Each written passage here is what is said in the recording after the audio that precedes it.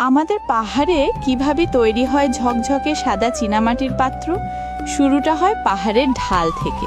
নরম সাদা মাটি ভেঙে এনে তুলি বাড়িতে। দাদাজি সেই মাটি বস্তায় ভরে ভারী কাঠ দিয়ে পেটান। মাটি হয় একদম ঝুরঝুরে আর সূক্ষ্ম। তারপর জল মিশিয়ে ভালো করে গুলে চালুনি দিয়ে ছেঁকে নিই মসৃণ মাটি।